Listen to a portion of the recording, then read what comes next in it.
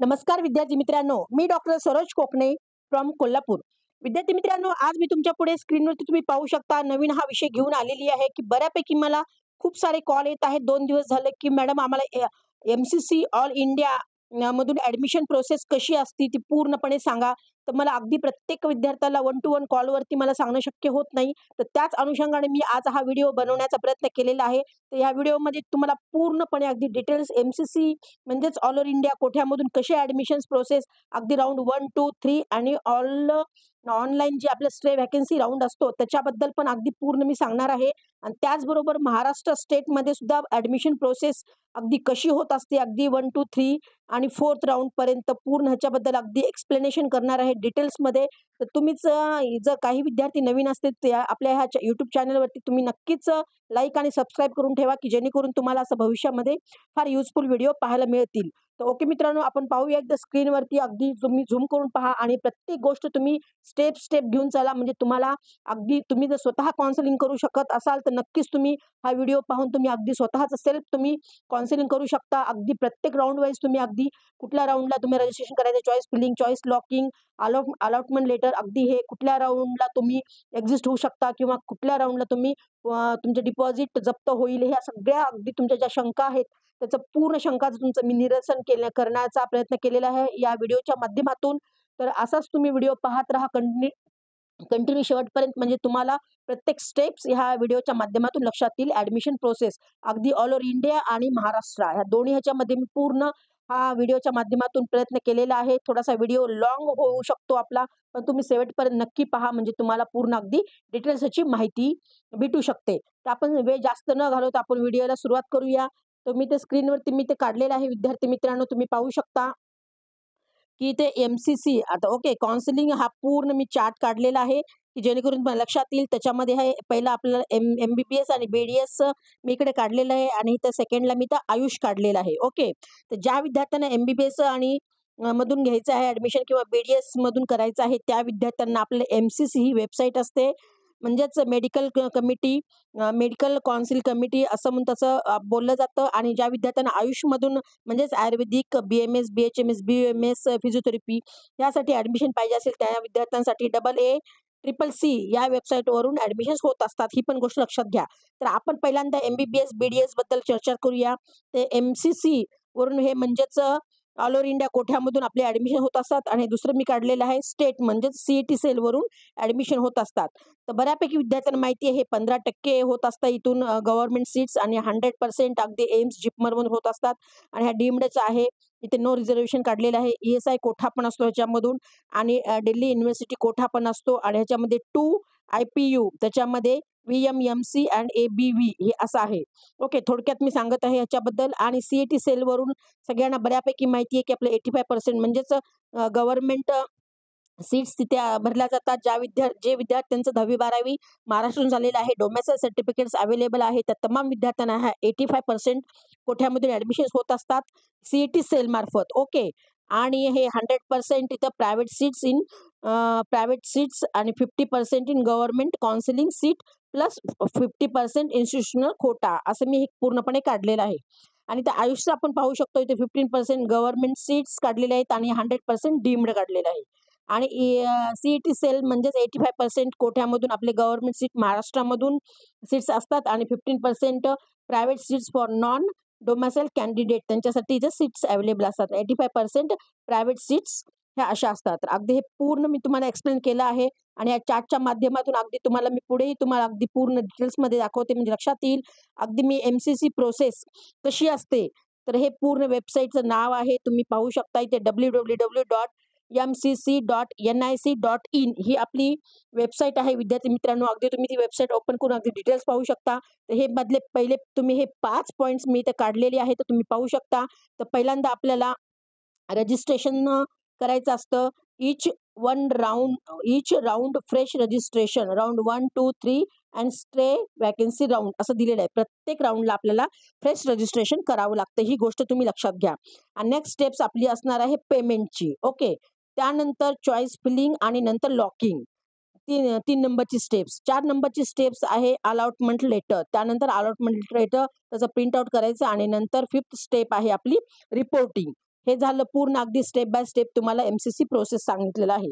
आणि त्यामध्येच मी तुम्हाला अगदी इथं अगदी पेमेंट डिटेल्स पूर्ण सांगणार आहे. अगदी एम्स आणि जे काही आपले हे पूर्ण तुम्हाला मी दाखवलेलं आहे. ई-एस-आय, बी-डी-एस, डीम्ड ज्या आहेत त्यांच्याबद्दल अगदी पेमेंट मोड कसा असतो, तर हा पेमेंट स्टेटस मी पूर्ण काढलेला आहे, की जेणेकरून विद्यार्थ्यांना लक्षात येईल. तर जे विद्यार्थ्यांना अगदी एम्समधून, जिपमरमधून ॲडमिशन्स घ्यायचं आहे आणि त्यांची कॅटेगरी ओपन आणि ई-डब्ल्यू-एस कॅटेगरी आहे, त्या विद्यार्थ्यांना रिफंडेबल अमाउंट असणार आहे ₹10,000 आणि तिथे त्यांची नॉन रिफंडेबल अमाउंट असणार आहे ₹1,000. म्हणजे त्या विद्यार्थ्यांना पेमेंट मोड 11,000च असणार आहे, हे लक्षात घ्या. ओके. आणि रिझर्व्ह कॅटेगरी म्हणजेच एस-सी, एस-टी, पी-डब्ल्यू-डी ह्या विद्यार्थ्यांसाठी रिफंड करणारे अमाउंट हे 5,000 आहे आणि नॉन रिफंडेबल हे ₹500 आहे. म्हणजे ₹5,500 त्या विद्यार्थ्यांना रिझर्व्हेशन कॅन्डिडेटसाठी आहे. आणि डीम्डसाठी विद्यार्थ्यांना इथे तुम्ही लक्ष घ्या, की for all candidate who obtained admission under the deemed. तर ज्या विद्यार्थ्यांना डीम्डमधून घ्यायचं आहे त्यांचंही इथे एम-सी-सी थ्रूच इथे रजिस्ट्रेशन होत असतं आणि त्या विद्यार्थ्यांसाठी 2,05,000 असं असतं.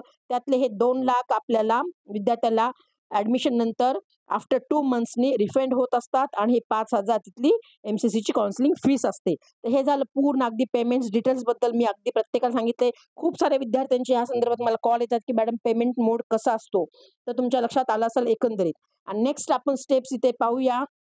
अगदी मी ते राउंड्सचा पूर्ण हा चार्ट काढलेला आहे, की जेणेकरून तुम्हाला लक्षात येईल. ते राउंड 1, 2, 3 आणि स्टे राउंड सीट अलॉटमेंट असं हे मी पूर्णपणे काढलं आहे. तर आपण फर्स्ट राउंड अलॉटमेंट प्रोसेस ह्याच्याबद्दल अगदी मी एक्सप्लेन करणार आहे. तर मी 2 ह्याच्यामध्ये केलेलं आहे. आधी येस म्हणजे आपल्याला जर ॲडमिशन पाहिजे असेल किंवा नो हे दोन्हीबद्दल आपण बोलणार आहे. येसमध्ये आपण प्रथम पाहूया. तर फर्स्ट रिपोर्टिंग येस आपल्याला रिपोर्ट करायचा आहे. त्याच्यामध्ये पण आपल्याला फायनलला जायचं फायनल आपल्याला रिपोर्टिंग झालेलं आहे. तर आपलं हे पूर्ण फायनल फर्स्ट राउंडला ॲडमिशन होत असतं आणि नंतर आपला रिपोर्टिंग झाल्यानंतर सुद्धा जर आपल्याला बेटरमेंट जर पाहिजे असेल, त्यापेक्षा आणखीन बेटर जर कॉलेज आपल्याला एक्स्पेक्टेशन किंवा पाहिजे असेल, तर आपल्याला सेकंड राउंडमध्ये आपल्याला जाता येत असतं. ही पण गोष्ट तुम्ही लक्षात घ्या. ओके. आणि रिपोर्टिंग नो असेल, तर इथं फ्री एक्झिस्ट आहे. ही पण गोष्ट तुम्ही लक्षात घ्या. आणि इथे नो म्हणजे इथे काही प्रश्नच नाही, फ्री एक्झिस्ट आहे. तर हे झालं राउंड 1 बद्दल. ओके. आणि राउंड 2 बद्दल पण मी अगदी तुम्हाला एक्सप्लेन करणार आहे या व्हिडिओच्या माध्यमातून. तर इथे पूर्णपणे तुम्ही अगदी स्क्रीनवरती पाहू शकता. राउंड 2 मध्ये थोडा नियम चेंज झालेला आहे. तुम्ही केअरफुली पहा म्हणजे लक्षात येईल. अगदी मी चार्ट काढून दाखवलेला आहे. राउंड 2 अलॉटमेंट प्रोसेस कशी असते, इथे पण मी येस आणि नो हे दोन्ही काढलेलं आहे. तुम्ही ते स्क्रीनवरती पाहू शकता. आणि पूर्णपणे ते येस आणि नो काढलेलं आहे. रिपोर्टिंग येस काढलेलं आहे आणि रिपोर्टिंग नो काढलेलं आहे. तर आपल्याला सेकंड राउंडमध्ये रिपोर्टिंग येस करायचं असेल, तर आपल्याला ॲडमिशन झालं तर हे फायनल आपलं ॲडमिशन्स होत असतं इथे.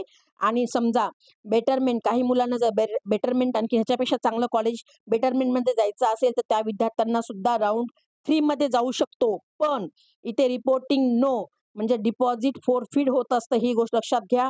आणि त्यावेळेस तुम्हाला थर्ड राउंडला जाण्यासाठी सुद्धा फ्रेश रजिस्ट्रेशन करावं लागतं. ही पण गोष्ट तुम्ही लक्षात घ्या. इथे हे सेकंड राउंडला हे 2 नियम आहेत आणि नोच्या ठिकाणी पूर्णपणे फ्री एक्झिस्ट आहे. ओके. ही गोष्ट लक्षात आली. नंतर तुम्हाला मी आणखी नेक्स्ट थर्डमध्ये सुद्धा तुम्हाला अगदी मी डिटेल्समध्ये मी तर इथे सांगते. थर्ड राउंडचा पण थोडासा नियम इथे थोडा वेगळा आहे. अगदी चार्टच्या माध्यमातून तुम्हाला लक्षात येईल, की अगदी कसं असते हे round third allotment process seat allotted. तर थर्ड राउंडमध्ये जर विद्यार्थ्याला सीट्स अलॉट झाली, नंतर येस आणि नो हे 2 मधले काढलेले आहेत प्रकार. जेव्हा तुम्हाला थर्ड राउंडमध्ये तुम्हाला सीट मिळाली असेल एम-बी-बी-एस किंवा बी-डी-एससाठी, तर काय प्रोसेस असते? Reporting yes. ओके. आणि रिपोर्टिंग नो. तर आपण येसमध्ये जेव्हा आपण गेलेलो असतो, तेव्हा आपलं फायनल इथं अगदी ॲडमिशन होतं आणि रिपोर्टिंग करावं लागतो. आणि नोमध्ये असेल तर तुमचं डिपॉझिट फोरफीड होत असतं आणि त्यांनी ते क्लॉज दिलेला आहे, exist from the process with no refund. आणि तुम्ही स्टे राउंडला पण आणि ते नो मध्ये दिलेलं आहे फ्री एक्झिस्ट म्हणजेच तुम्ही स्टे वॅकन्सी राउंडला जाताय. म्हणजे ह्याचा अर्थ काय विद्यार्थी मित्रांनो, तुम्ही येस मध्ये रिपोर्टिंग येस केलं असेल म्हणजे हा येसचा पॉईंट गेला, म्हणजे ते ॲडमिशन पूर्णपणे होतं. आणि रिपोर्टिंग नो मध्ये तुमचं डिपॉझिट फोरफीड होत असतं आणि तुम्ही exist from the process with no refund म्हणजे तुमचे जे ₹2,00,000 आहेत ते तुम्हाला रिफंड होत नसतात आणि तुम्ही अगदी फ्रेश रजिस्ट्रेशन करून तुम्ही अगदी पुढच्या तुम्ही डिपॉझिट तुमचं फोर्टफिट होत असतं. तुम्हाला जर सीट अलॉट मिळालेली आहे तिथे, तर तुम्हाला तिथे आणि तुम्हाला सीट अलॉट होऊन सुद्धा जर तुम्हाला जर ते कॉलेज आवडत नसेल किंवा तुम्हाला ॲडमिशन घ्यायचं नसेल, तर तुमचं ते 2,00,000चं डिपॉझिट पण तुमचं जप्त होतं आणि तुम्ही स्टे व्हॅकन्सी राउंडला पण जाऊ शकत नाही. हे पण गोष्ट तुम्ही लक्षात घ्या. Okay. Exist from the process with no refund असं तिथं दिलेलं आहे. ज्या कुणासाठी आहे हे ज्या विद्यार्थ्यांना सीट्स अलाउड झालेली आहे, त्या विद्यार्थ्यांसाठी. तर तुम्हाला थर्ड राउंडला जर सीट्स तुम्हाला अलाउड झाली, तर तुम्हाला तिथे ॲडमिशन्स 100% घ्यावंच लागतं. जर सीट अलाउड होऊन पण जर ॲडमिशन जर नाही घेतलं, तर तुमचे ते ₹2,00,000 पण जप्त होतात आणि तुम्हाला पुढच्या म्हणजेच ऑनलाईन स्टे व्हॅकन्सी राउंडमध्ये तुम्ही जाऊ शकत नाही. ही गोष्ट लक्षात घ्या. ओके. आणि ते नोमध्ये दिलेलं आहे फ्री एक्झिस्ट आणि स्टे व्हॅकन्सी. तर हा झाला थर्ड राउंडचा नियम. आणि पुढे मी तुम्हाला आणखीन ऑनलाईन स्टे व्हॅकन्सी राउंडचा पण नियम इथे मी थोडक्यात सांगू इच्छिते, की stay vacancy round allotment process म्हणजे जेव्हा स्टे व्हॅकन्सी राउंडमध्ये सीट अलाउड झाल्यानंतर सुद्धा मी ते 2 काढलेले आहे मुलांना लक्षात येण्यासाठी येस ऑर नो. तर फर्स्ट येसमध्ये रिपोर्टिंग येस आहे आणि ते आपल्याला ॲडमिशन घ्यायचंच आहे शेवटपर्यंत आणि रिपोर्टिंग नो इथे मध्ये डिपॉझिट फॉरफिट आणि exist from the process with no refund असं दिलेलं आहे इथं. आणि तर नोच्या ठिकाणी free exist and deposit will be get refundable म्हणजे ह्याचा अर्थ काय विद्यार्थी मित्रांनो, इथे येसचं क्लिअर झालं तुमचं. इथे येस म्हणजे तुम्ही ॲडमिशन घेतलं, ऑनलाईन सीट अलॉट झाली, तुमचं ॲडमिशन प्रोसेस झालं.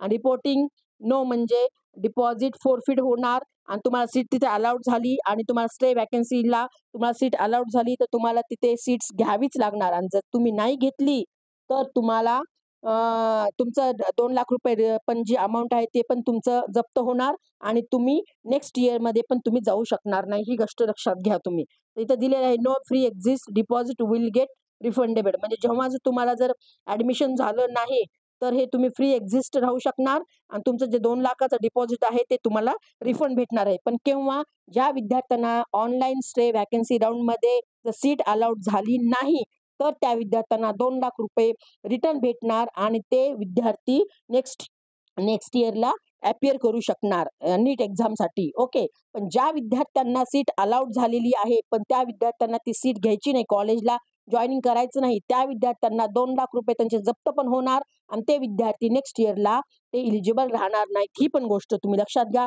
हे पूर्ण एम-सी-सीचे पूर्ण नियम आहेत. तर मी अगदी तुम्हाला डिटेल्समध्ये सांगण्याचा प्रयत्न केलेला आहे ह्या राउंडबद्दल पूर्ण. आणि नेक्स्ट मी अगदी शॉर्टमध्ये तुम्हाला महाराष्ट्र स्टेट प्रोसेसबद्दल पण अगदी या व्हिडिओच्या माध्यमातून सांगणार आहे. तुम्ही स्क्रीनवरती पाहू शकता. मी अगदी झूम करून दाखवलेलं आहे. महाराष्ट्र स्टेट प्रोसेस www.maharashtra.cet.org हे असं पूर्णपणे वेबसाईट काढलेली आहे. इथल्या स्टेप्स आहेत. मी जस्ट फास्ट वाचते म्हणजे तुम्हाला लक्षात व्हिडिओ खूप मोठा होणार नाही. फर्स्ट स्टेप आहे आपली रजिस्ट्रेशन. नेक्स्ट स्टेप आहे आपलं पेमेंट मोड. थर्ड स्टेप आहे स्कॅन डॉक्युमेंट्स अपलोडिंग. सगळे आपले ओरिजिनल डॉक्युमेंट्स आहेत हे अपलोड करावं लागतात. आणि फोर्थ स्टेप आहे टेक फायनल प्रिंट आउट. नंतर ते अपलोड केल्यानंतर आपल्याला एक कलर प्रिंट आउट तिथे काढावी लागते. आणि नंतरची स्टेप्स आहे तुम्ही ते पाहू शकता. पुढची स्टेप्स इथे काढलेली आहे मी. तर डॉक्युमेंट व्हेरिफिकेशन सगळे डॉक्युमेंट्स इथे व्हेरिफिकेशन करावं लागतात. नेक्स्ट स्टेप आहे डॉक्युमेंट करेक्शन. सगळे आपले डॉक्युमेंट व्यवस्थित आहे की नाही ते पण करेक्शन करावं लागतात. आणि नंतरची स्टेप्स आहे स्टेट मेरिट लिस्ट म्हणजेच SML आपला येतो तिथे. ओके. आणि नेक्स्ट स्टेप आहे कॉलेज चॉईस फिलिंग आणि लॉकिंग. आणि नेक्स्ट स्टेप आहे चॉईस फिलिंग. तुम्हाला जे पाहिजे ते चॉईस पूर्ण करू शकता आणि नंतर लॉकिंग आहे. समजा तुम्ही लॉक नाही केलं तरी पण ते ऑटोमॅटिक लॉक असतं. ही पण गोष्ट लक्षात घ्या. नेक्स्ट स्टेप आहे सिलेक्शन लिस्ट आणि त्याच्यानंतरची लास्ट आहे ते रिपोर्टिंग टू जॉइनिंग फिजिकली. तर हे झाल्या पूर्ण अगदी महाराष्ट्रातल्या आपल्या पूर्ण 10 स्टेप्स मी पूर्ण काढलेल्या आहेत. जे विद्यार्थी स्वतः काउन्सिलिंग करणार असतील तुम्ही नक्कीच ह्या 10 स्टेप्स लक्षात घ्या म्हणजे तुम्हाला इथे चुका तुमच्या होणार नाहीत. आणि नेक्स्ट मी अगदी पूर्ण या व्हिडिओच्या माध्यमातून ह्याच्याबद्दल सुद्धा पूर्ण अगदी मी तुम्हाला राउंड्स शॉर्टमध्ये सांगते.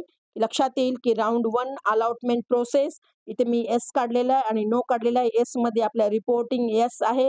इथे शेवटी आपल्याला फायनल जाऊन ॲडमिशन घ्यायचं आहे आणि नंतर इथे बेटरमेंट आहे. बेटरमेंटमध्ये सुद्धा तुम्हाला जर कॉलेज जर आवडलं नाही फर्स्ट राउंडमध्ये अलॉट झाल्यानंतर, तर तुम्ही सेकंड राउंडला जाऊ शकता. ही गोष्ट लक्षात घ्या. आणि नो म्हणजे इथं फ्री एक्झिस्ट. हे झालं फर्स्ट राउंडचं. आणि नेक्स्ट मी इथं काढलेलं आहे सेकंड राउंडचं पण तुम्ही महाराष्ट्रातलं पाहू शकता. सेकंड राउंड अलॉटमेंट प्रोसेस इथं येस आणि नो काढलेलं आहे.